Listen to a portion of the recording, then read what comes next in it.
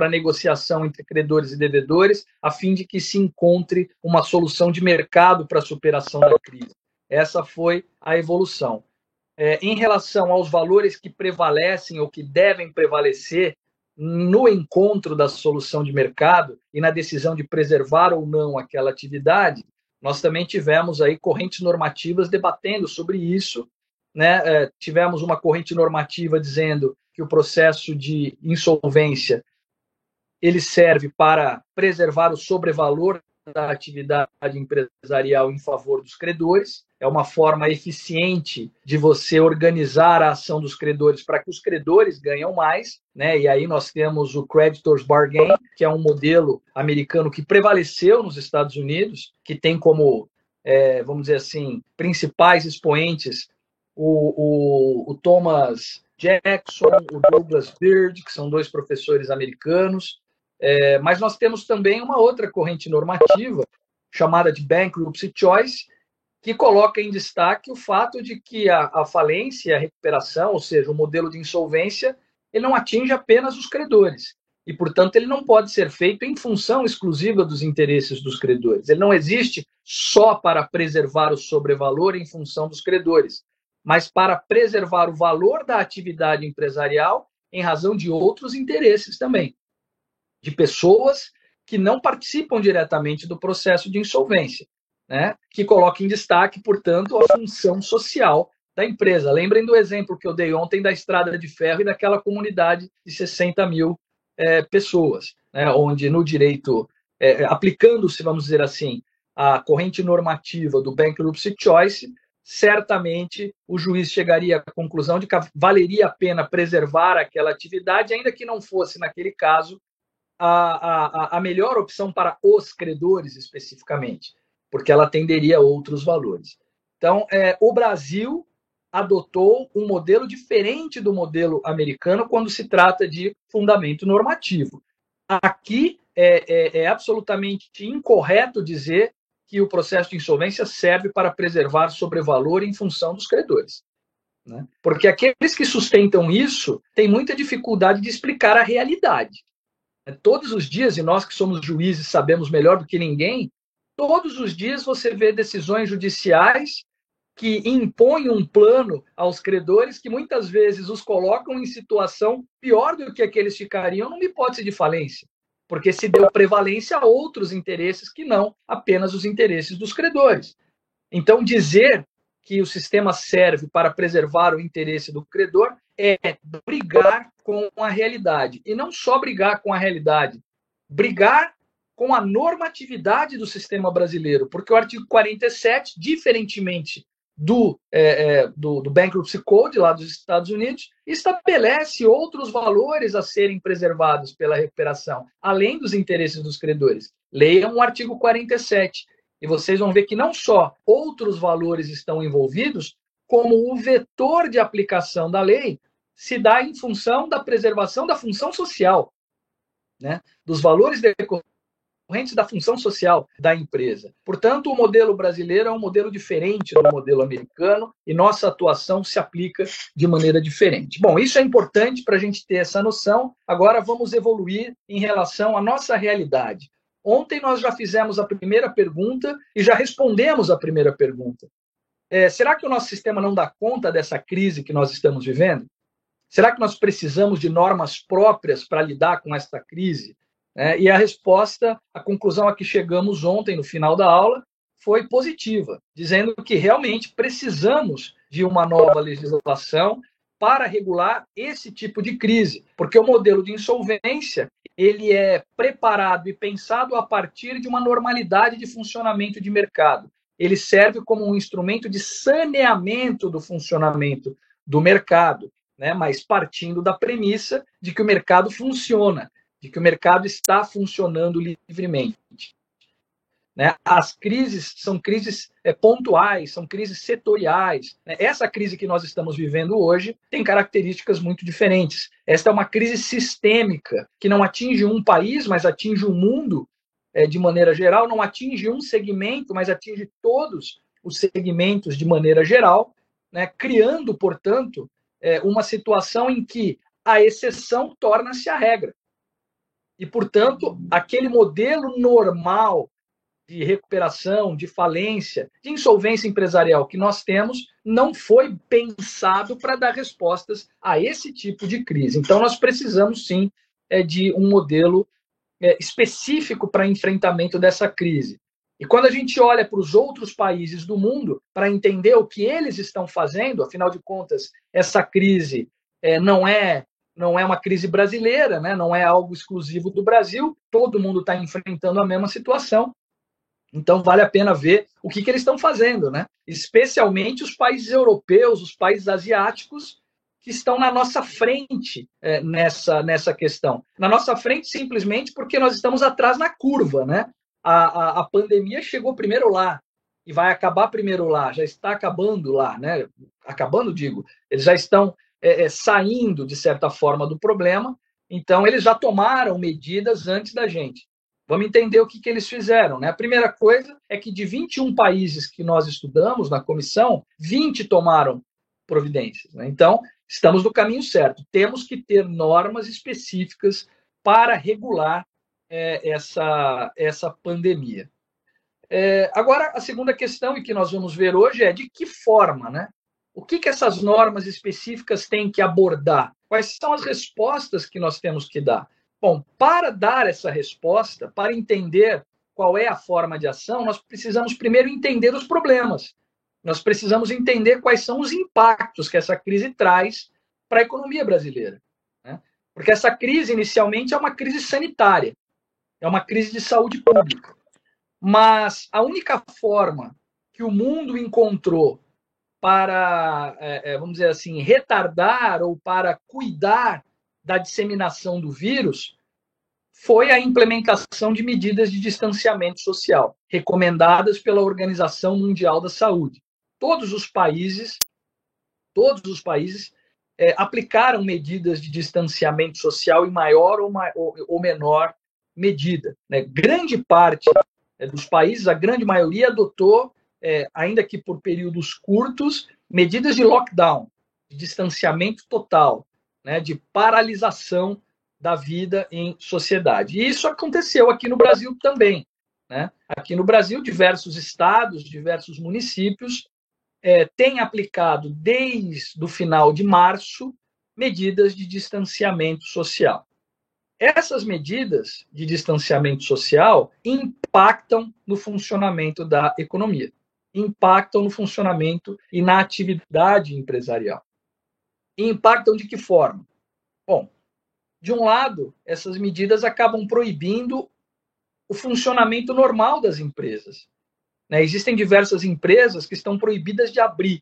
A maioria dessas empresas está proibida de abrir as portas. Elas podem funcionar desde que com as portas fechadas, né?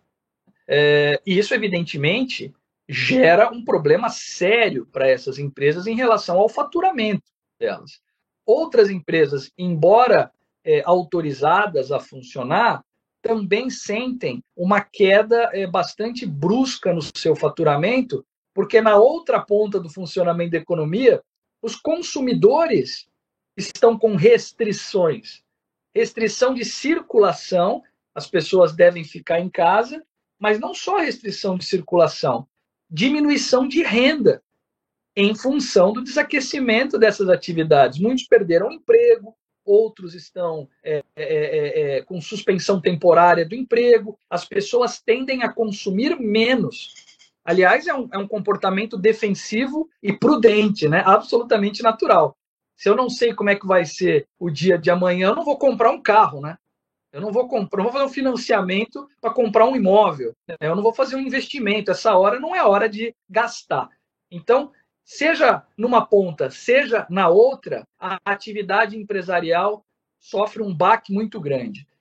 Eu costumo falar, e já falei em outras aulas, de uma definição muito feliz, na minha visão, de um economista americano da Universidade de Harvard, chamado Lawrence Summers. O Lawrence Summers ele fez a seguinte alusão, né? A seguinte alegoria. Ele disse o seguinte: as empresas elas têm dois relógios. Elas têm o relógio econômico, que é o relógio que mede, né, o faturamento, a atividade econômica dela, e elas têm um relógio financeiro, que é o relógio que mede as obrigações que ela tem que cumprir, as contas que ela tem que pagar.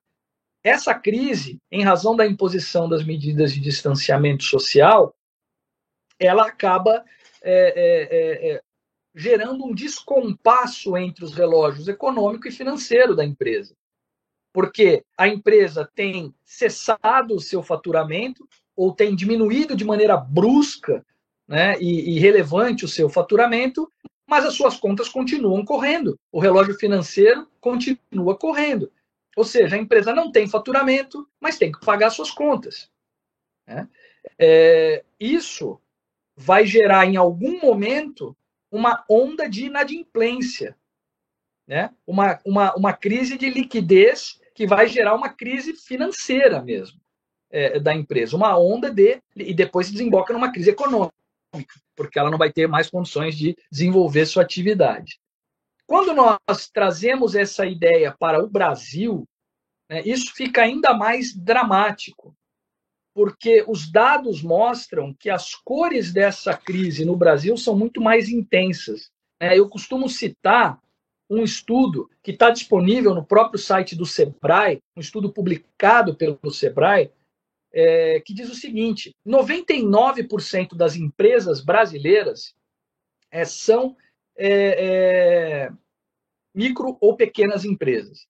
Portanto, quase todas as empresas no Brasil são MEI e EPP, 99%. Esse 1% restante são grandes empresas, médias e grandes empresas.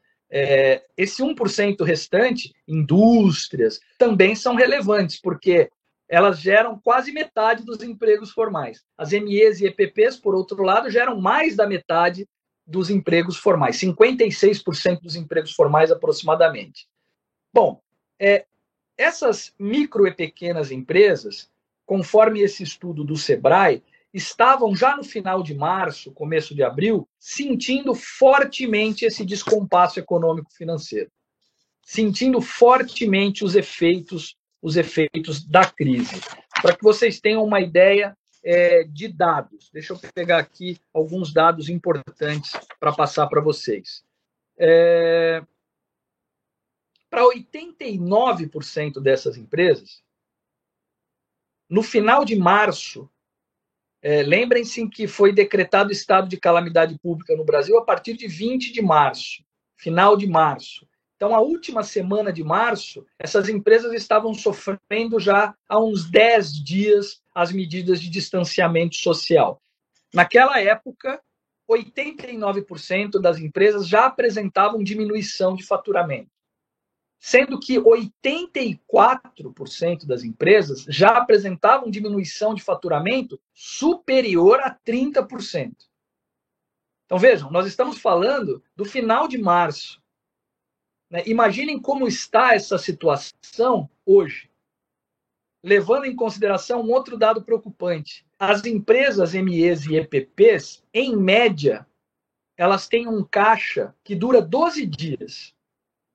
Isso significa dizer que se elas perdem o faturamento, durante 12 dias elas continuam tendo dinheiro para pagar suas contas. Depois de 12 dias, o dinheiro acaba.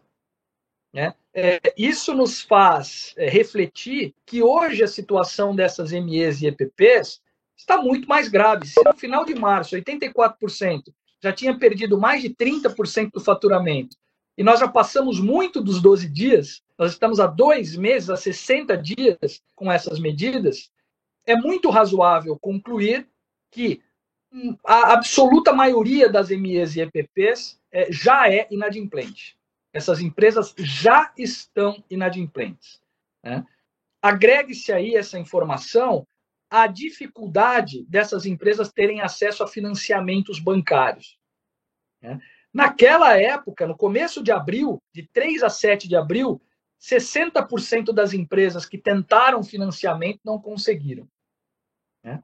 O governo ele está agindo nesse sentido de injetar liquidez no mercado financeiro. E essa é uma conduta correta. O mundo inteiro tem feito isso.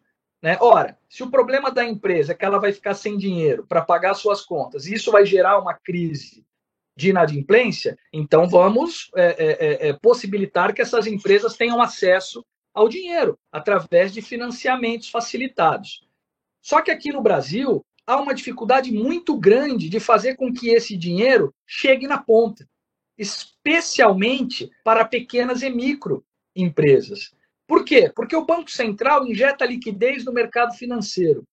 Só que quem faz os empréstimos são os bancos privados. E os bancos privados não fazem empréstimo para perder. Eles vão emprestar mediante a apresentação de garantias pelas MEs e EPPs. E as MEs e EPPs, em sua absoluta esmagadora maioria, têm apenas uma garantia para oferecer em financiamentos bancários, que é o seu próprio faturamento. Mas como oferecer o faturamento como garantia se ela não tem faturamento?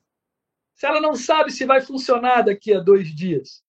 Ela não tem recebíveis para oferecer em cessão fiduciária em contrapartida ao financiamento bancário. Isso explica a extrema dificuldade que essas empresas têm de obter o financiamento. Tanto que dos 60 bi que foram oferecidos pelo governo no mercado financeiro, uma pequena parte dessa foi destinada a financiamentos para ME e EPP. Né? Bom, mas então ME e EPP está ruim, mas para as grandes empresas está bom? Não, não está bom. Né? Um estudo feito pela Fiesp e publicado no começo de maio, portanto um estudo bem mais recente, né, publicado no dia 3 de maio, demonstra que 92% desse setor, 92% das indústrias, tiveram redução média de 55% no faturamento. Eles estimam uma perda de 55% para o trimestre, abril, maio e junho. Essa é a expectativa, é a realidade e a expectativa do setor. Caiu pela metade. Detalhe, as indústrias estão autorizadas a funcionar. Muitas indústrias estão autorizadas a funcionar, mas perderam 50% do faturamento. Por quê? Ora, porque elas se relacionam com os outros agentes de mercado, porque o mercado consumidor desaqueceu, ninguém está comprando, porque as outras empresas que são fornecedoras estão se tornando inadimplentes. Esse mesmo estudo demonstra que metade das indústrias já está tendo que renegociar com os seus devedores. Os devedores dessas indústrias estão inadimplentes. Metade desses devedores estão inadimplentes. Quer dizer, é uma situação extremamente grave. 73% dessas indústrias precisam de crédito. E não é de pouco crédito, é de crédito equivalente a 43% do faturamento delas. E também estão tendo dificuldades. Oi, alguém me chamou? Eduardo, aqui, com essa fala. Oi, Eduardo. Diga. Só a título de contribuição, ontem foi sancionada a lei que instituiu o Programa Nacional de Apoio às Micro e Pequenas Empresas. Mas também, assim, me parece assim, muito tímida, ainda que tenha a boa finalidade de fomentar exatamente o que o senhor está falando, me parece que esbarra muito não só no limite do crédito, mas também a forma de atualização dessa linha, né? Então, assim, não sei, a intenção me parece que é muito boa, é a 13999. Sim. Ela foi sancionada ontem pelo presidente Bolsonaro, que institui o Programa Nacional de Apoio às Microempresas e Empresas de Pequeno Porte, é o PRONAMP. Exato. Não, a ideia... Mas até essa dificuldade, como o senhor está ponderando aí, não é fácil. Crédito no país, para você trabalhar isso, precisa realmente um trabalho de cultura, de conscientização, né, com bancos, com o próprio governo, para fomentar a atividade econômica, né? E o grande problema, Eduardo, que nós vamos esbarrar nessas iniciativas governamentais é a questão da garantia. Porque também nós não podemos exigir que os bancos emprestem sem garantia, porque se houver uma onda de inadimplência bancária, todos nós sofremos. Sistema, né? quebra o sistema, até porque o dinheiro que o banco empresta não é dinheiro do banco, é o nosso dinheiro. É o nosso dinheiro que está no banco que é utilizado para empréstimo. Por isso é que existem regras que regulam, né, a assunção de risco pelo sistema bancário, para evitar o que aconteceu em 2008 na Ásia, para evitar o que aconteceu nos Estados Unidos com a crise do subprime. Então, eu vejo que a questão da garantia vai impedir o acesso dessas empresas ao financiamento. O que poderia ser feito pelo governo? Primeiro, o BNDES fazer uma linha de crédito direta que não passe pelos bancos privados, através de aplicativos, através de máquina de cartão, através de fintechs, que não estão sujeitas a esse tipo de regulação. Uma outra forma do mercado do governo agir é o Tesouro oferecer garantias para os bancos privados nesse financiamento. Em vez de se exigir a garantia da empresa, se exige, quem oferece a garantia é o governo, né, através do Tesouro. Mas isso é com dinheiro público. Ou seja, isso custa para nós, para todos, né? Então, são opções que o governo vai ter que fazer para atuar nessa linha de crédito. O caminho é esse, é correto, deve haver uma injeção de liquidez e deve ser facilitado o acesso ao crédito, porque essa é uma forma de você nivelar esse descompasso entre o relógio financeiro e o relógio econômico, para você impedir esta onda de inadimplência. A outra forma que você tem de nivelar este relógio econômico financeiro ao invés de atuar no relógio econômico, dando dinheiro às empresas para que ela cumpra suas obrigações financeiras, atuar no relógio financeiro.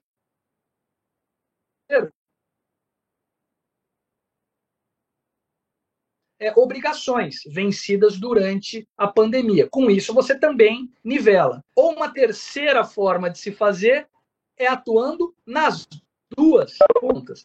Dando mais dinheiro para as empresas cumprirem a sua obrigação e dando medidas de alívio financeiro para as empresas. Com isso, você consegue equilibrar esse relógio econômico-financeiro e mais, você consegue, a partir de medidas de alívio financeiro, compensar as dificuldades de implementação de medidas de financiamento, de medidas de concessão de financiamento para as empresas. É importante a gente entender essa linha de ação. E depois nós vamos entender por quê, né? Por que nós temos que impedir a inadimplência? Por enquanto nós estamos vendo como é que se equilibra esse relógio. Para nós aqui que atua na fazenda pública, foi muito desafiador os primeiros momentos dos atos normativos de distanciamento social, né? Tanto os juízes da fazenda pública quanto os juízes do cível foram chamados a se manifestar, né, quer com relação à moratória tributária, quer com relação à abertura de estabelecimentos, né? E a gente, realmente, o nosso grande desafio foi esse, né? De um lado, você não pode restringir a alocação do recurso que estão sendo canalizados para combate pandêmico, né? De outro lado, você tem que pensar também na atividade econômica, né? Então, assim, foram muitas ações que chegaram, tanto na fazenda pública quanto também na parte civil, nessa questão decorrente da pandemia. E penso que isso vai agora numa segunda fase de retomada da atividade econômica. Também os colegas de vara de recuperação judicial, do cível principalmente, a questão atrelada às linhas de crédito, deverão continuar nessa missão desafiadora, né, para o enfrentamento desse momento de excepcionalidade. Sem dúvida nenhuma. É exatamente isso. Então, veja, nós entendemos, então, quais são os nossos problemas, né, e o que nós temos que fazer. É importante também que o Brasil atue de maneira responsável. O que eu quero dizer com isso? O Brasil se insere num contexto maior, que é um contexto mundial. O Brasil precisa de crédito, o Brasil precisa ter uma economia aberta para receber investimentos que são importantes para nós. Então, nós devemos ter o cuidado de não tomar medidas radicais ou medidas que são conhecidas como jabuticabas, né? Medidas que só existem no Brasil e que afugentem o investimento. Né? Medidas que assustem os investidores, falam, não, o Brasil, pelo amor de Deus, o Brasil é muito arriscado. Então é importante a gente ver como o mundo está reagindo. E desse estudo que nós fizemos, algumas conclusões são muito importantes. Né? Dessas 21 economias importantes que nós analisamos no mundo, nós percebemos que 11 dessas economias, portanto, mais da metade, adotaram medidas que atuam na segunda ponta, no relógio financeiro. Além do relógio econômico, também no relógio financeiro. Que medidas?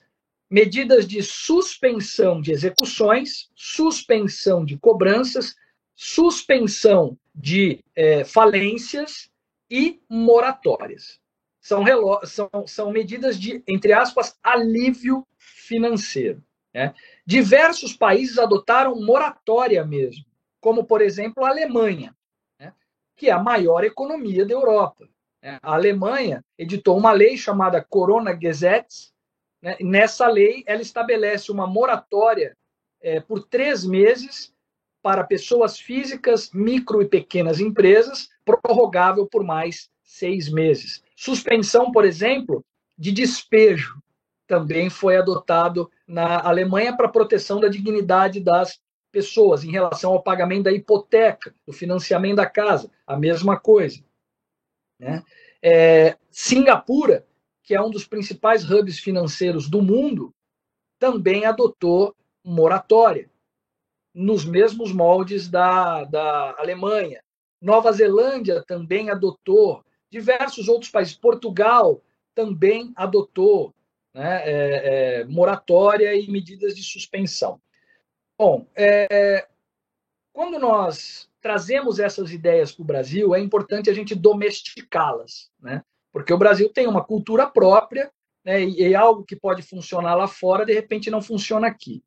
Moratória, muito embora tenha sido aplicada por economias importantes, no Brasil tem uma conotação muito negativa. Né? Quando se fala moratória no Brasil, a gente já entende, a gente já lê isso como calote, né? Como não precisa pagar, festa do caqui. Né?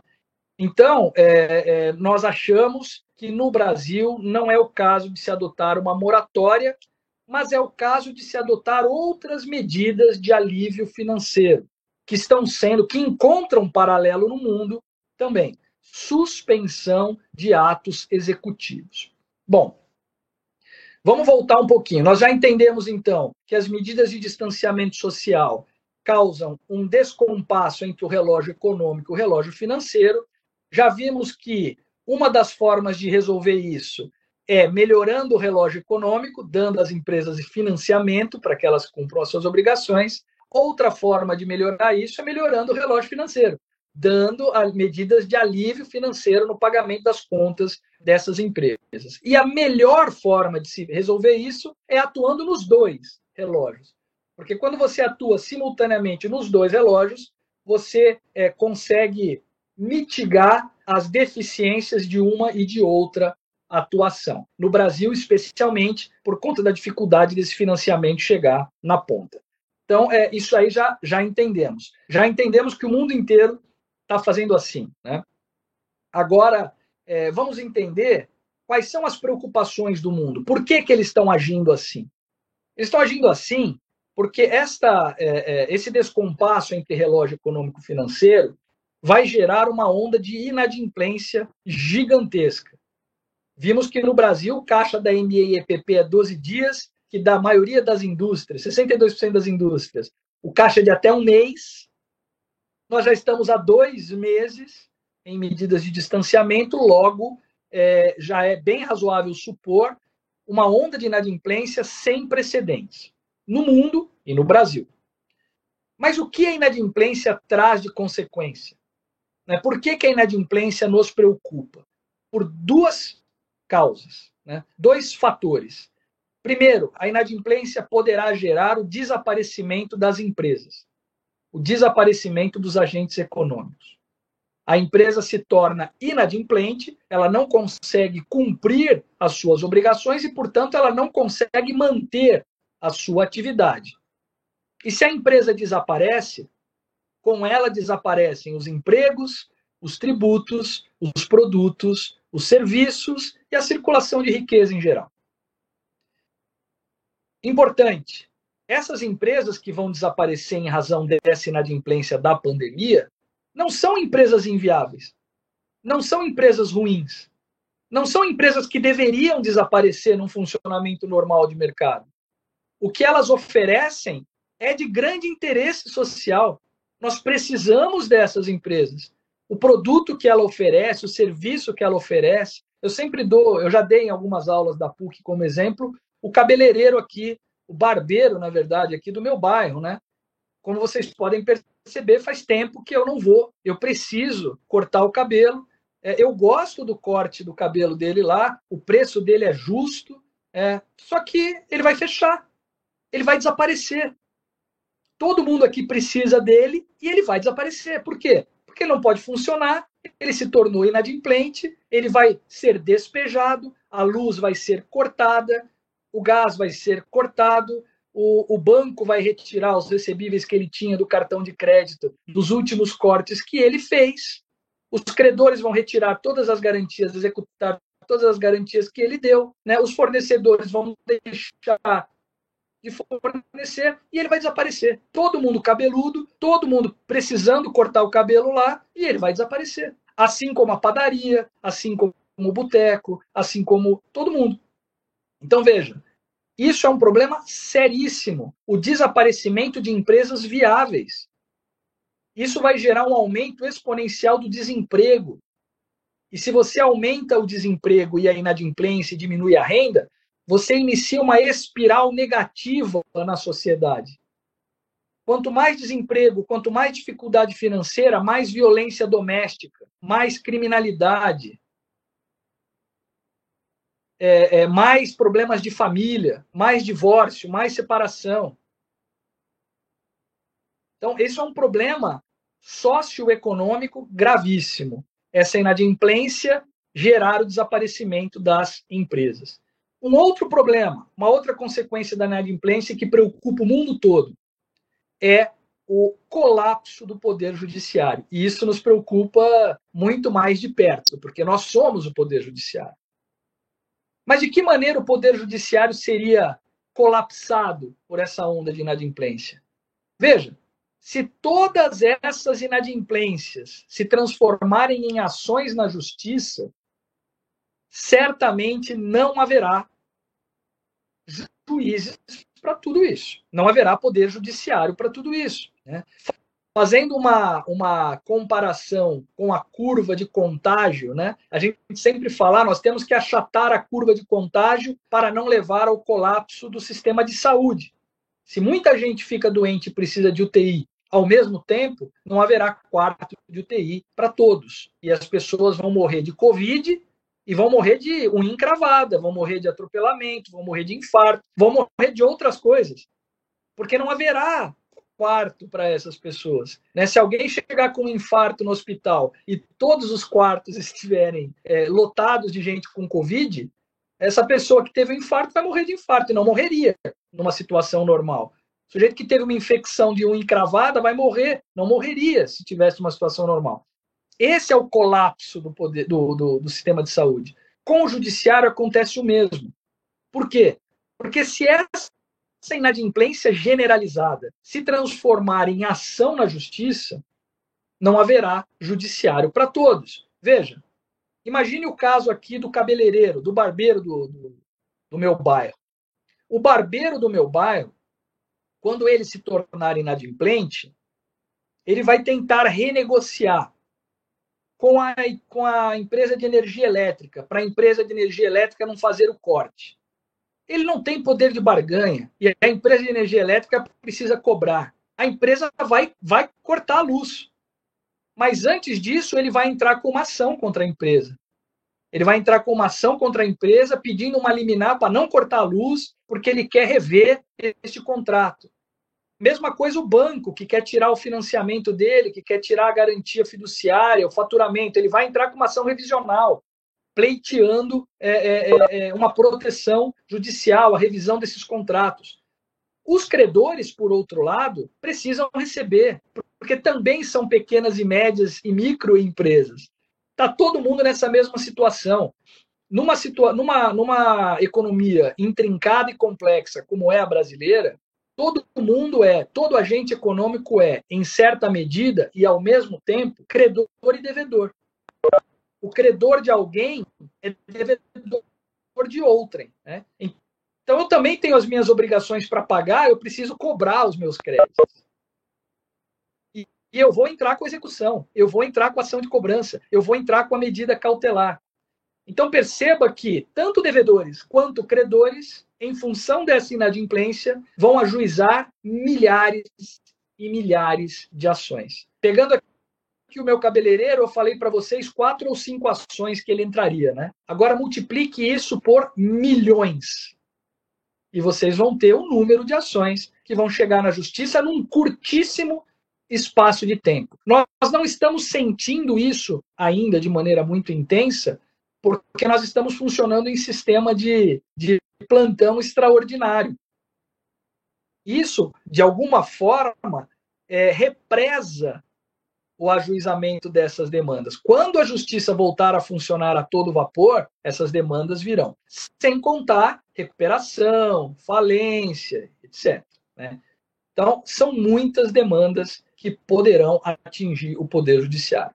Nós temos que preservar a funcionalidade do judiciário, porque imagine na sua vara, né? Hoje você tem 5 mil, 10 mil processos. Já é uma dificuldade grande de você conseguir estar em dia com os seus despachos, né? Imagine se do dia para a noite você passa de 5 mil para 30 mil, para 40 mil. Né?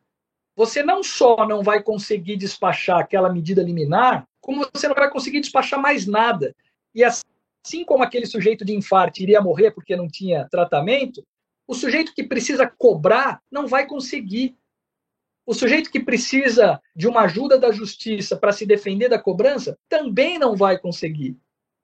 E aí você torna o Poder Judiciário disfuncional. Ele passa a não ser mais alternativa, nem para credor, nem para devedor. Porque ele passa a não ter mais capacidade de responder em tempo adequado. Né? Esse é o colapso do Poder Judiciário. Isso é uma preocupação mundial. Né? Mundial. Eu assisti recentemente um congresso virtual na Universidade de Harvard sobre insolvência empresarial e diversos professores importantes estavam lá e um deles é um que eu particularmente gosto muito, é o David Skill. Né? O David Skill é professor na Universidade da Pensilvânia e ele dizia dessa preocupação nos Estados Unidos, dos dois lados, da implementação de medidas de alívio financeiro e da implementação de medidas de proteção ao Poder Judiciário. Né? No caso, eles falavam ali especificamente das varas especializadas em falência e recuperação, as preocupações que eles tinham com as varas, né? Porque eles fazem lá estudos muito interessantes. Né? Eles dizem que a absoluta maioria dos juízes de falência tem mais de 60 anos. Qual é a capacidade de trabalho de um juiz com mais de 60 anos? Se você agregar ali 50%, 100% de trabalho, será que ele vai conseguir dar respostas? Então, lá eles estão pensando em contratação de mais juízes, eles estão pensando em medidas que nem não faz o menor sentido no Brasil. Né? Você imagina contratar mais juízes de falência no Brasil. Absolutamente fora de propósito, porque nós não temos dinheiro para isso. Então, nós temos que agir de outra forma, como eles também vêm agindo. Né? Então, o David Skill ele propõe o seguinte: para preservar o Poder Judiciário, a funcionalidade do Poder Judiciário, nós temos que criar mecanismos para que essa inadimplência toda se resolva previamente à entrada de uma ação na justiça. Mecanismos de resolução de conflitos pré-processuais, extrajudiciais. Nós temos que incentivar isso. E isso se aplica ao Brasil. Bom, Diante de tudo isso que a gente já falou, eu acho que agora a gente consegue entender a lógica do PL 1397. O que o PL 1397 faz? Tenta endereçar exatamente esses pontos. Primeiro, o PL 1397 cria uma suspensão legal. Suspensão legal que nada mais é do que a suspensão de atos executivos de cunho expropriatório que poderiam privar os agentes econômicos de ativos essenciais para a manutenção das suas atividades. Então vamos pensar no meu barbeiro aqui, no cabeleireiro. Olha, não pode cortar a luz dele, se a inadimplência dele ocorreu durante o período de calamidade pública. Porque se você fizer isso, ele acaba. Ele não vai ter mais internet, ele não vai ter mais energia elétrica, não vai ter mais secador, ele não funciona mais. Olha, banco, você não vai poder executar a sua garantia neste período. Porque se você executar a garantia nesse período, ele vai desaparecer. E ele não é um agente econômico inviável ou nocivo ao funcionamento do mercado. Nós precisamos dele. Credores, vocês não vão executar, você não vai despejá-lo neste período. Então percebam que essa medida de suspensão legal é, primeiro, uma medida automática, desburocratizada e gratuita, que visa criar um espaço de conforto para o funcionamento daquela empresa, fazendo com que haja espaço para uma negociação entre credores e devedores. Negociação extrajudicial, negociação pré-processual. Então, suspende-se a execução desses atos. É importante destacar que, ao contrário do que alguns sustentam, isso não é moratória. Nós não estamos suspendendo a exigibilidade do crédito. O crédito se vence. Se ele não for pago, vão incidir juros moratórios. As consequências da inadimplência, elas vão incidir quase que de maneira plena. A única coisa que se retira é a possibilidade de execução definitiva deste crédito durante determinado período. Então, isso não é moratória, é uma medida de alívio financeiro que tem por técnica a suspensão de atos executivos, coisas que estão sendo feitas em diversos países, né? Países europeus, países asiáticos e inclusive nos Estados Unidos. O pacote de ajuda norte-americano estabelece uma série de suspensões de ações executivas ou de medidas executivas para a proteção de empresas e de pessoas físicas, porque lá não há diferença de tratamento entre pessoas físicas e empresas. Então, primeiro, a primeira ideia da suspensão legal é essa.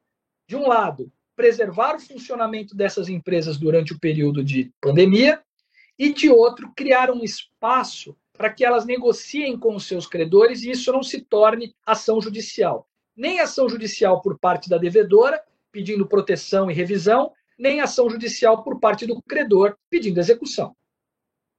Você cria um espaço. O próprio PL, e acabou de ser protocolado oficialmente o substitutivo ao PL, eu vou mandar para vocês. Nós fizemos algumas mudanças. O próprio PL diz, essa suspensão será por prazo determinado. O PL original falava em 60 dias. Nós diminuímos isso para 30 dias, em razão dos debates que foram feitos. Então, 30 dias de suspensão legal. Durante esses 30 dias, há um estímulo à negociação extrajudicial. Originalmente, o PL apenas dizia deverá o credor e o devedor negociar, eles deverão negociar e tal. O que pode parecer ingênuo, né? Sim, poderão negociar, mas qual é a vantagem que você dá? Né? Além de você impedir o credor de executar, e isso coloca o credor na mesa de negociação, que outra vantagem você dá para que o acordo aconteça? Porque a inadimplência não decorre da lei, a inadimplência decorre da falta de dinheiro. E também não é a lei que vai fazer o pagamento acontecer. O que vai fazer o pagamento acontecer é o dinheiro. Como é que você cria condições para que esse devedor efetivamente consiga fazer uma proposta? Nós, no substitutivo, criamos aí 2 incentivos. para que o próprio mercado se autofinancie, para que os credores financiem as devedoras, e não o mercado financeiro, ou só o mercado financeiro. De que maneira faremos isso? Primeiro, dizendo ao credor que o acordo que for feito neste período de suspensão legal e também no período de negociação preventiva, que nós vamos falar daqui a pouco, ele não será sujeito a concurso de credores posteriormente. Ele não estará sujeito a um futuro pedido de recuperação judicial, ele não estará, ele será privilegiado, ele será extraconcursal se houver um pedido de falência. Então, nós damos garantia ao credor de melhorar a posição dele caso aquele devedor venha a quebrar, ou caso aquele devedor venha a pedir recuperação judicial. Segundo, nós vamos dizer o seguinte: se este pedido de recuperação ou de falência acontecer dentro de 360 dias, o credor vai ser restabelecido no valor original, descontado o eventual valor já recebido. Ou seja, credor pode fazer o acordo. Pode fazer o acordo que, se der tudo errado, você vai voltar a ser credor no seu valor original. Você não estará sujeito à falência e à recuperação. Hoje, se você não fizer acordo, você estará. Se você não fizer acordo hoje e essa empresa quebrar, você vai estar lá embaixo. Você é fornecedor, você vai estar lá no quirografário, você não vai receber isso nunca. Está todo mundo na tua frente. Se ela pedir recuperação, você está ferrado, porque o seu voto vai ser diluído. Existem outras classes.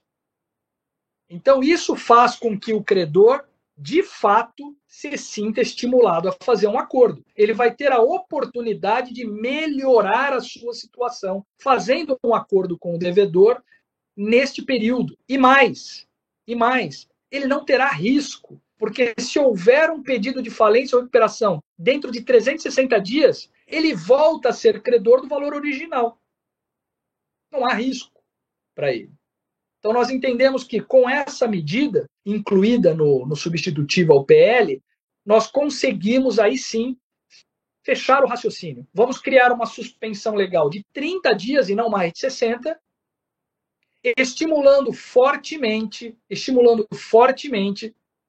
a negociação. Isso vale para os bancos também, tá? Isso vale para qualquer credor. Evidente que para os bancos essa medida não tem tanto apelo, porque os bancos normalmente já são credores com garantia fiduciária, já seriam extraconcursais na falência, já seriam não sujeitos ao plano de recuperação judicial, né? Então, para os bancos, isso não representa um incentivo adicional, mas também para os bancos, muitas vezes, não interessa uma ação de recuperação judicial. Também para os bancos não interessa a eliminação daquele agente econômico. Ontem eu estava vendo uma entrevista com o Isaac, dono do restaurante Paris 6. Paris 6 faturava 9 milhões por mês, hoje fatura 600 mil. Paris 6 é uma potência. São diversas lojas no Brasil inteiro. Paris 6 foi ao banco pedir financiamento. O que aconteceu? Paris 6 não conseguiu o financiamento, porque não tem mais os recebíveis que tinha para oferecer em garantia. Agora, no limite, o banco quer perder o Paris 6? Porque o banco vive de emprestar dinheiro. Se o Paris 6 desaparecer, com ele desaparecem dezenas ou centenas de outros restaurantes. Porque se o Paris 6 quebrar, você imagina o que é menor do que o Paris 6. Então, os bancos já estão sendo forçados a negociar. Eu vi uma entrevista com a Febraban, né, o Isaac da Febraban, dizendo isso. Os bancos já estão dando standstill, os bancos já estão tentando renegociar. Então, a ideia é que os bancos também aproveitem este período até para dar um upgrade em algum crédito que ele tem e que não seja garantido fiduciariamente. Então, a ideia é que nesses 30 dias isso aconteça. Nós mantemos essas empresas em funcionamento e, ao mesmo tempo, evitamos que isso tudo se transforme em ação judicial. Bom, mas pode ser que isso tudo não resolva para muitas empresas. Detalhe, essa suspensão legal não é só para a empresa, é para agentes econômicos. Havia uma preocupação do Ministério da Economia em relação a agentes econômicos, definição disso. Porque para nós que somos juristas, a gente entende bem quando fala agente econômico. Olha, é todo aquele que exerce atividade econômica em nome próprio, né? Gera emprego, produto, serviço, ainda que não seja registrado na junta. Para nós é muito tranquilo, mas para economista, quando você fala agente econômico, ele entende uma pessoa física que está comprando um carro, é outro conceito. Então nós definimos melhor no substitutivo. Olha, quem é agente econômico no substitutivo? Vou pegar aqui para vocês. Ó. Vamos lá. Ficou grande aqui a exposição de motivos. Ó, para fins desse capítulo, considera-se agente econômico... Só uma interrupção. O senhor pode repetir o número do projeto de lei para a gente precisar aqui também? É o PL 1397. 1397. Eu vou mandar esse material para vocês. Artigo 2º, parágrafo 1º do substitutivo, que eu vou mandar para vocês, que está pegando fogo, está até quente aqui no computador. Para os fins desse capítulo, considera-se agente econômico a pessoa jurídica de direito privado, o empresário individual, o produtor rural e o profissional autônomo que exerça regularmente suas atividades. Ponto. Ou seja, exatamente aqueles que a gente queria, só que agora definido de uma forma que para eles faz mais sentido. Né? São os agentes econômicos, não é só para a empresa. Então, o MEI, aquele microempreendedor individual, que não tem registro na junta comercial, mas que gera emprego, que oferece produto, que circula serviços, esse também está protegido pela suspensão legal e pela negociação preventiva, que são os dois mecanismos de prevenção à insolvência. Né? Essa é a estrutura do projeto. Ixi, está dando uma microfonia aqui. Bom, agora beleza. Bom, então, se não der certo a suspensão legal, se ela não for suficiente para que aquele agente econômico consiga renegociar extrajudicialmente, nós criamos um outro mecanismo que só poderá ser ajuizado depois desses 30 dias e uma única vez. A empresa terá um prazo, o agente econômico terá prazo para utilizar esse mecanismo. Ele não é um mecanismo disponível para sempre. Que é a negociação preventiva. A negociação preventiva, segundo o artigo 6º do substitutivo, ela diz assim, decorrido o prazo do artigo 5º caput, que prazo é esse? O prazo de 30 dias da suspensão legal. Então, depois dos 30 dias da suspensão legal, o agente econômico que comprovar ter aquela queda de 30% no seu faturamento no trimestre, comparado com o trimestre anterior, poderá ajuizar em até 60 dias, uma única vez, o procedimento de jurisdição voluntária, denominado negociação preventiva. Como é que funciona essa negociação preventiva? Primeiro, o sujeito tem que ser agente econômico. Segundo, o sujeito tem que comprovar que teve uma queda de faturamento de 30% ou mais na média do trimestre comparado com o mesmo trimestre do ano anterior, do exercício anterior. Por que tem que ter esses requisitos? Não pode ser uma medida livre e automática. Porque senão nós vamos quebrar o Poder Judiciário. A ideia é preservar, através dessas medidas, a funcionalidade do Poder Judiciário. Se nós abrirmos a porta para esse procedimento sem qualquer requisito, nós teremos milhões de ações. E muito embora ele seja um procedimento de intervenção mínima, que não vai exigir do juiz mais do que 2 decisões, e decisões bastante simples, e, portanto, isso aumenta muito a capacidade de absorção do Poder Judiciário, ainda assim, se você joga lá 10 milhões, 50 milhões, 100 milhões, aí nem dá. Né? Aí, mesmo sendo um procedimento assim, não daria. Então, precisa ter. Segundo, por que precisa ter? Segundo motivo, para evitar a utilização deste procedimento de maneira oportunista por empresas que não sofreram qualquer impacto pela crise, ou que não precisam se utilizar desse procedimento. Então, por que 30%?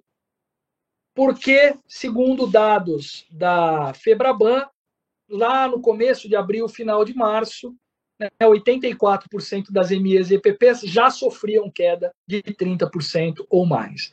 Portanto, é um limite que vai atender ao interesse das empresas e, ao mesmo tempo, vai evitar a utilização oportunística por quem não precisa. E por que 30% no trimestre comparado com o trimestre anterior?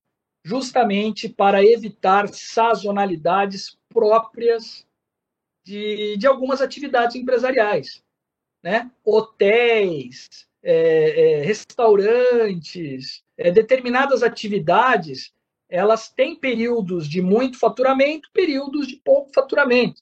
Isso não quer dizer que ela esteja em crise. Então, por exemplo, o quiosque lá do Guarujá, né?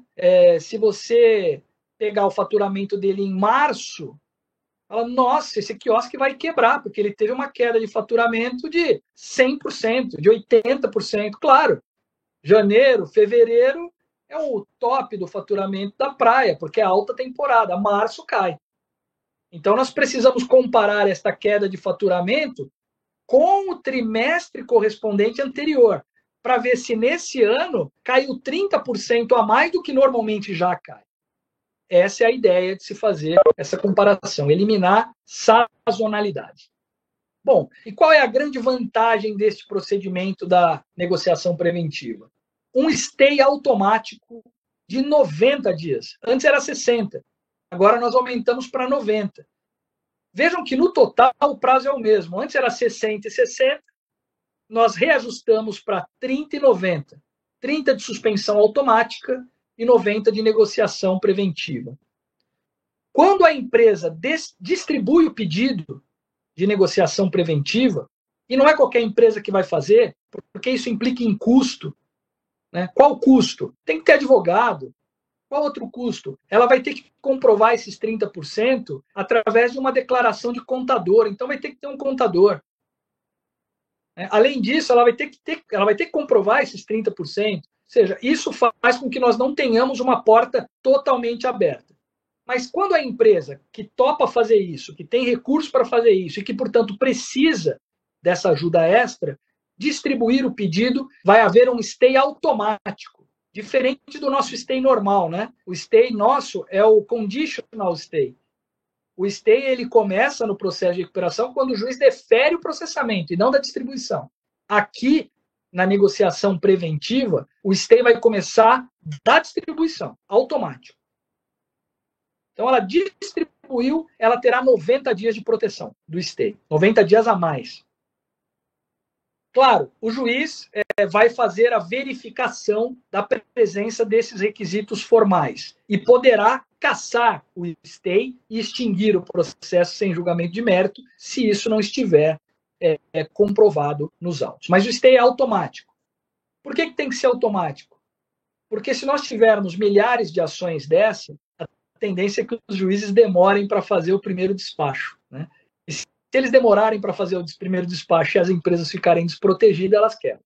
E aí não funciona o nosso intento. Então, é automático, podendo ser cassado pelo juiz. Ela está protegida, pode ser cassado se não tiverem presentes os requisitos. Aqui uma outra mudança, e aí, na minha visão, negativa. Mas o processo legislativo é algo tão complexo, vocês não fazem ideia. São tantos interesses, são tantas questões que a gente tem que compor para fazer com que haja condições de um processo, de um projeto andar, né, que tem que ser conversado, tem que ser combinado com diversos setores.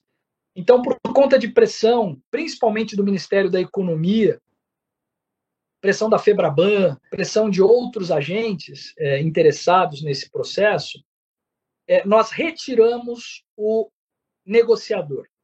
Não há previsão de negociador. Para mim, isso é ruim, Porque uma das grandes vantagens do procedimento de negociação preventiva era a possibilidade do juiz nomear um terceiro para potencializar os acordos, né? Para viabilizar os acordos. Não há mais essa previsão, mas também não há proibição. E na exposição de motivos nós dizemos isso.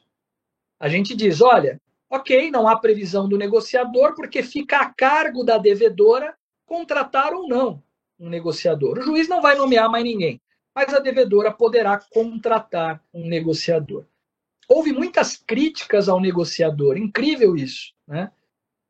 E não é uma figura desconhecida do direito, né? Se você observar, né, as diretivas da União Europeia, diversas legislações europeias, principalmente a francesa, existe a figura do negociador.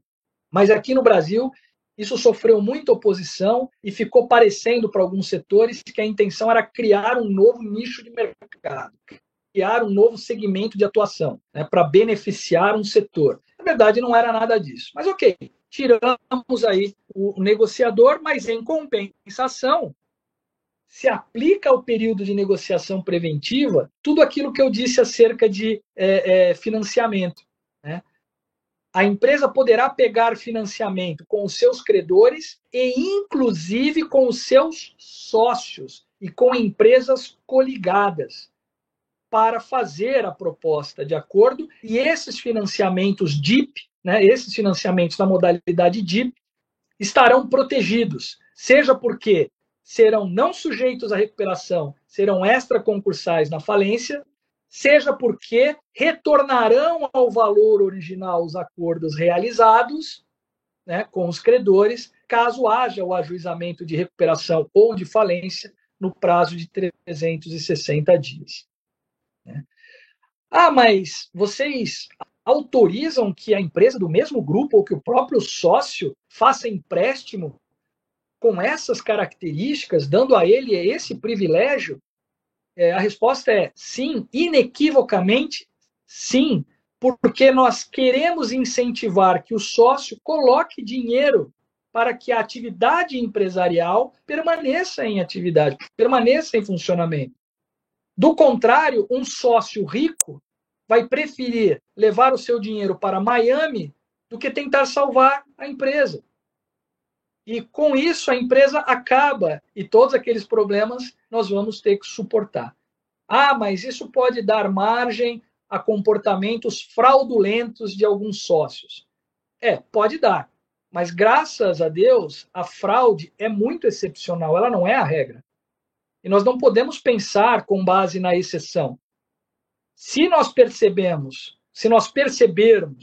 que financiamentos foram fraudulentos, nós vamos atacar juridicamente esses financiamentos. Nós vamos declarar os nulos em fraude contra credores, em fraude de execução. Nós temos mecanismos para isso. O que nós não podemos é desestimular que o dinheiro novo efetivamente chegue às empresas para que ela possa fazer a proposta que possa ser aceita pelos credores. As empresas não podem depender unicamente do mercado financeiro. Já vimos no começo da nossa conversa que, se depender do mercado financeiro, esse dinheiro não vai chegar na ponta, por conta de todos aqueles problemas que nós já estudamos. Bom, outra novidade. Nós dizemos aqui que essas negociações, em função da transparência, elas devem ser relatadas, né, judicialmente. Então, o devedor terá a obrigação de apresentar um relatório, né, ao juiz, para que depois o processo seja arquivado. Esse procedimento de negociação preventiva não tem sentença, não tem nenhuma outra decisão. É só a decisão de cassação da suspensão legal, do stay, né, e extinção do processo, ou a decisão de arquivamento. Então, em tese, terá apenas uma decisão neste processo, o que aumenta muito a capacidade de absorção do Poder Judiciário desse tipo de demanda, e a tendência é que sejam várias mesmo, milhares de demandas dessas. O Poder Judiciário terá condições de dar resposta, assim como diversos outros países conseguem dar respostas, né? No Canadá, por exemplo, em discussão com com o Francisco Satiro, professor da USP, num outro evento. Ele deu o exemplo do Canadá. Lá os juízes conseguem julgar 40 mil processos, mas lá os processos têm outras características, o juiz não tem que julgar tudo. E ele deu esse argumento para confrontar o meu. Eu falei, obrigado pela informação. Esse argumento, na verdade, não confronta o meu, confirma o meu. É evidente que um procedimento de jurisdição voluntária com intervenção mínima aumenta a capacidade de absorção pelo judiciário. Se lá o juiz consegue julgar 40 mil, aqui nós vamos conseguir 40 mil também ou mais, porque é um procedimento bastante simplificado. Bom, então já vimos suspensão legal, já vimos negociação preventiva. O objetivo dessas duas medidas, atacar, dar um espaço de respiro para que as empresas possam fazer a renegociação, preservando o poder judiciário, incentivar que as empresas encontrem formas de financiamento sem acessar o poder judiciário, manter as empresas em funcionamento durante o período de pandemia, pelo menos aí 120 dias. Tranquilo em relação a isso? Bom, essas são preocupações que o mundo inteiro tem e que nós atacamos na primeira parte do projeto. Mas o mundo inteiro, né, desses 21 países, 75% deles fizeram também alterações na legislação de insolvência. Alterações em que sentido? Alterações no sentido de facilitar o acesso das empresas, aí não agentes econômicos, das empresas, ao sistema, às ferramentas de insolvência já existentes no nosso arcabouço legislativo, no nosso sistema. Por que isso? Porque pode ser que as empresas precisem usar com muito mais frequência. Pode ser não, com certeza as empresas vão precisar utilizar com mais frequência desses mecanismos. Então, no PL, assim como diversos outros países fizeram, nós melhoramos e facilitamos o acesso, primeiro, à recuperação extrajudicial. Nós melhoramos e facilitamos o acesso à recuperação judicial para ME e EPP. Nós melhoramos e facilitamos o acesso para a recuperação judicial convencional. Nós dificultamos a convolução da recuperação judicial em falência. Qual é a ideia de todas essas medidas? Preservar o funcionamento das empresas em recuperação judicial. Porque se as empresas que não estão em recuperação judicial estão enfrentando esta dificuldade de inadimplência que nós já estudamos, imaginem as empresas em recuperação judicial. Se nada for feito para ajudar as empresas em recuperação judicial, o que nós teremos será uma convolução maciça de recuperações judiciais em falência, de empresas muito relevantes, muito importantes. Quais são as empresas que estão em recuperação judicial? Só na minha vara, né? Façam as contas aí, né? Quantos empregos geram o grupo Odebrecht? Qual é a relevância do serviço prestado pela Odebrecht? E pela OAS? Ou pelo grupo OAS, e pelas usinas de açúcar e álcool que estão lá, né? E pelas construtoras outras que estão lá, e pelas companhias aéreas que estão lá, e pelas companhias de ônibus que estão lá. Então, veja, são grandes empresas que geram milhares de empregos e que, se desaparecerem, causarão um prejuízo terrível para a nossa economia. Lembrem-se, aquele 1% de grandes empresas respondem por quase metade dos empregos. Eles não podem ser esquecidos. Pelas mesmas razões que nós não podemos esquecer as micro e pequenas empresas. O mundo inteiro fez isso. O mundo inteiro fez isso. Tá tudo bem aí a conexão? Vocês estão me ouvindo bem? Tranquilo?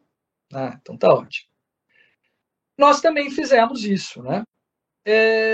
Aqui o substitutivo tem ajustes apenas de redação, tá, pessoal? Não tem ajustes muito muito representativos, porque nós entendemos que as críticas que foram feitas aqui não são críticas assim, que fizessem com que nós mudássemos de ideia.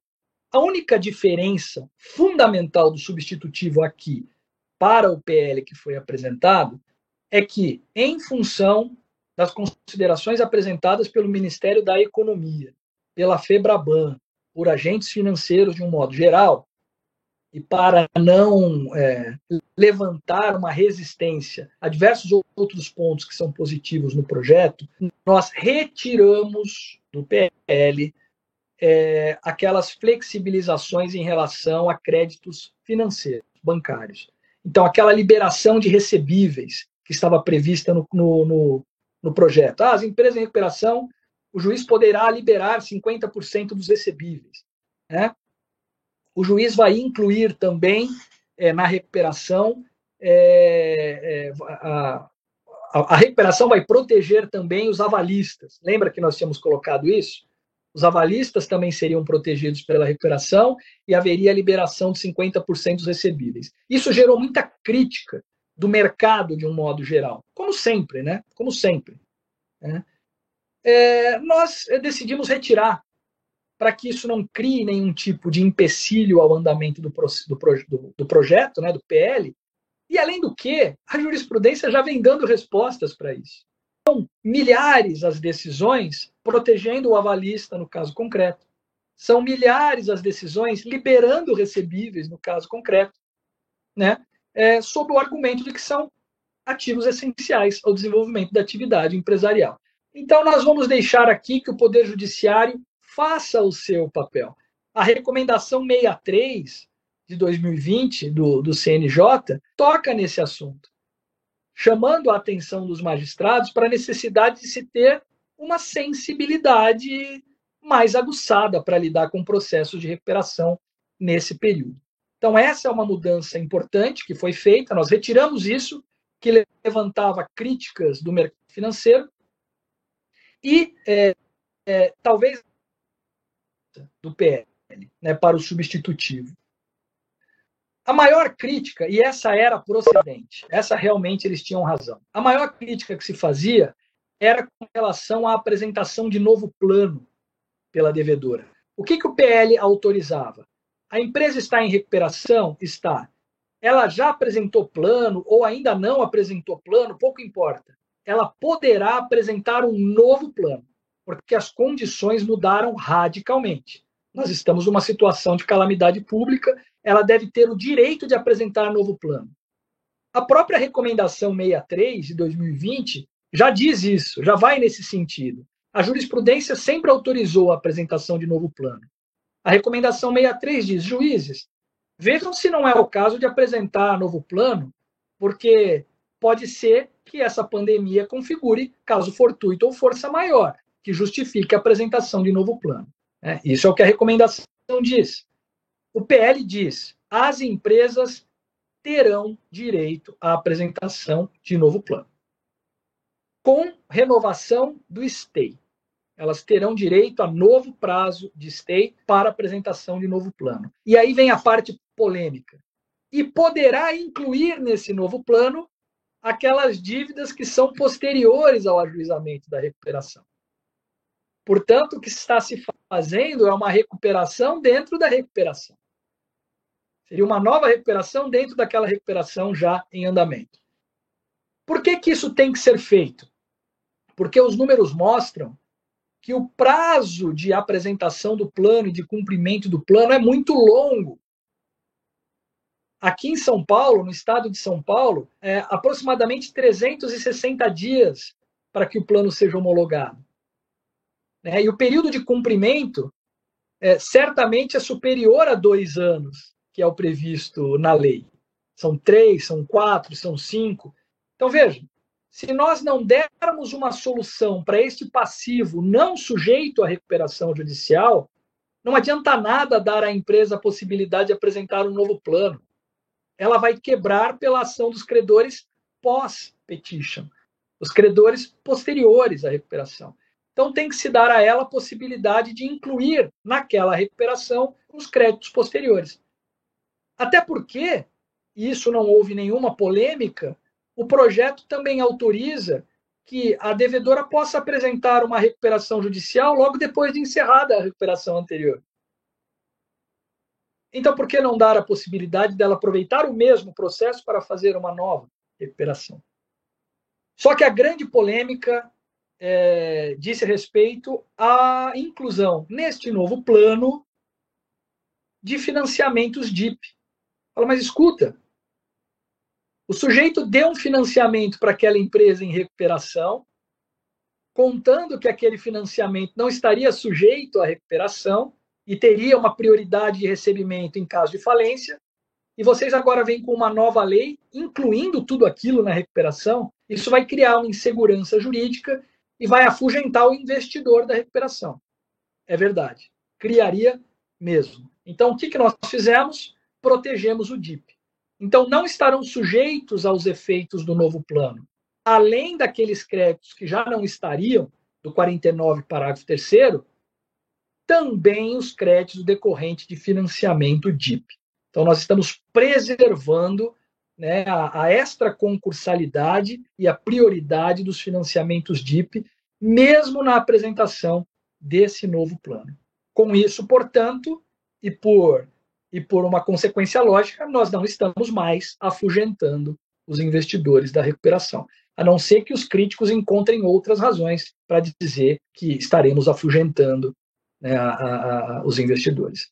Então, questão resolvida nesse aspecto. Então, essas são as características básicas deste PL. O que o substitutivo trouxe de novo também aqui? Que vale a pena... duas observações antes. Sobre ME e EPP. Nós melhoramos as condições de apresentação do plano, né? Isso foi muito criticado, porque, segundo os estudos de jurimetria, os planos utilizados por MEs e EPPs que não utilizam do procedimento especial têm condições muito mais favoráveis do que essas que estão sendo previstas aqui. Ok, então a ME e EPP pode continuar usando o procedimento comum se ela quiser. Nós estamos criando um procedimento especial com vantagens adicionais. Não serve para ela quer um plano negociado em condições diferentes, vai para o procedimento comum, não tem problema. Qual que é a grande diferença do procedimento especial da ME e EPP para o procedimento comum? Não há negociação de plano, o plano é parametrizado, não há Assembleia Geral. Ela apresenta um plano parametrizado que admite desconto, que admite parcelamento, que admite carência agora maior, parcelamento agora maior e desconto ilimitado.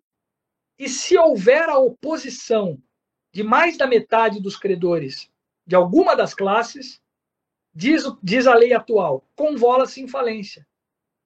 Esse é o maior risco que afugenta a ME deste procedimento. Não são as condições negociais. Se ela quer condições negociais melhores, ela vai para ME pelo procedimento normal, ela vai para RJ pelo procedimento normal. O que afugenta a ME do procedimento especial e simplificado é o risco da falência pela simples oposição dos credores, sem que haja possibilidade de negociação. E ninguém diz isso nas críticas. Isso nós tiramos. Se houver a oposição de mais da metade dos credores, extingue-se o processo sem julgamento de mérito. Ou seja, a RJ para ME e EPP passou a ser um grande negócio. Passou a ser uma alternativa barata e rápida para empresas micro e de pequeno porte, cujas condições do plano parametrizado normalmente dão respostas adequadas a elas. Né? Mas aqui em São Paulo, a maioria, as MEs e EPPs não usam o procedimento de recuperação. Bom, aqui em São Paulo usam menos, mas no Brasil são as que mais usam. E a lei não está sendo feita para São Paulo, desculpa. O Brasil é maior do que São Paulo. Existem empresas em outros lugares. Se as MEs e EPPs são as que mais usam, Vale a pena melhorar as condições para esse tipo de procedimento? Claro que vale. Ah, mas pensando em São Paulo não valeria. De novo, tem que pensar no Brasil e não em São Paulo. Isso é uma lei federal. Isso é uma lei para aplicar no Brasil inteiro, não só em São Paulo. E mesmo em São Paulo, o uso pelas MEs e EPPs é muito relevante. O que não se usa em São Paulo é o procedimento especial. E o que explica a não utilização do procedimento especial? Em grande parte, o risco da falência. Não são as condições do plano, é o risco da falência. Então, por isso, nós retiramos o risco da falência e, com isso, estamos seguros de que vai melhorar a utilização desse procedimento. E agora sim, a última observação. O substitutivo incluiu o artigo 15. E esse artigo 15 diz o seguinte: ficam suspensos os atos administrativos de cassação, revogação, impedimento de inscrição, registro, código ou número de contribuinte fiscal, independentemente de sua espécie, modo ou qualidade fiscal, sob a sujeição de qualquer entidade da federação que estejam em discussão judicial no âmbito da recuperação judicial. O que se busca com esse artigo novo? Impedir restrições administrativas para empresas em recuperação judicial que tenham efeito equivalente a atos de execução, que tenham efeito equivalente a atos de expropriação, que inviabilizem o funcionamento da empresa. Então, foi incluído esse artigo 15 com base nesse substitutivo e considerando todas as discussões que foram feitas durante esse período todo em que nós estamos discutindo o PL 1397.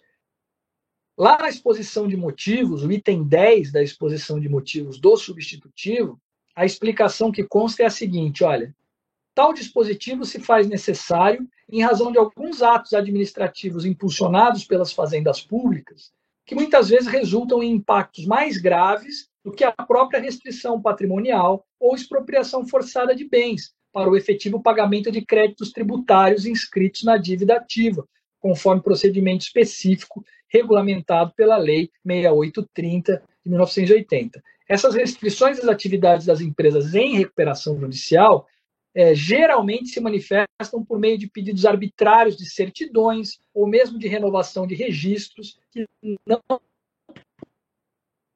possuem vencimento. Em geral, esses visam apenas pressionar a empresa em recuperação judicial a impulsionar o pagamento da dívida ativa das fazendas públicas, que, a despeito de serem objeto de cobranças por meio de execuções fiscais, aguardam o fim do procedimento recuperacional. Ademais, ressalta-se que a impossibilidade das fazendas públicas adotarem tais expedientes já foi tratada há décadas pelo Supremo Tribunal Federal, segundo jurisprudência que classifica qualquer expediente direcionado a constranger o contribuinte a pagar tributos fora daqueles estabelecidos pela legislação tributária, como em casos de sanção política. Tem aqui o verbete 170, súmula 170, o tema 31 do STF. Os temas 323 e 547. Bom, essas são, então, as características básicas deste PL. Lembrando que se trata de uma legislação de emergência e que tem âmbito de aplicação determinado. Ele não se aplica, essas regras todas, não se aplica a todo mundo de maneira indiscriminada. Quais são os créditos que estão sujeitos a essa legislação? Somente aqueles créditos vencidos depois de 20 de março de 2020. Este é um marco temporal que coincide com a decretação da calamidade pública. Aí eu ouvi uma crítica dizendo o seguinte: quer dizer então que a pandemia só começou depois de 20 de março? Os efeitos da pandemia não foram sentidos antes de 20 de março? Sim. O que nós estamos dizendo é que, depois de 20 de março, há uma presunção de que a pandemia interferiu na inadimplência. Mas nós incluímos aqui no substitutivo uma frasezinha, né? Para fins, olha lá, para fins dessa lei, consideram-se os impactos econômicos da pandemia, consideram-se que não se aplicam as obrigações vencidas antes de 20 de março, exceto se o agente econômico demonstrar que a pandemia foi causa direta e determinante de eventos que afetaram a sua situação econômica antes da referida data. Portanto, há uma aplicação automática das regras desta lei para dívidas vencidas depois de 20 de março, mas poderá haver, mediante comprovação específica do agente econômico, a extensão dessas regras para dívidas anteriores, desde que haja uma comprovação inequívoca de que a pandemia gerou, né, foi a causa daquela inadimplência. É evidente que, para isso, deverá haver judicialização. Ela se aplica automática para os casos vencidos posteriormente. E essa lei tem uma vigência determinada, né? Essa lei ela está vigente até 31 de dezembro de 2020. Depois ela perde vigência. Portanto, são regras que visam fazer o enfrentamento deste momento específico e que não tem o condão de alterar a lógica do sistema. A lógica do sistema continua preservada, porque essas regras perdem validade. Perdem validade a partir de 31 de dezembro de 2020. Bom, acho que com isso ficou bem explicado, né, esse PL 1397, com o substitutivo que vai ser votado agora, daqui a pouco, às 13h30 da tarde. Espero que vocês tenham entendido. Você viu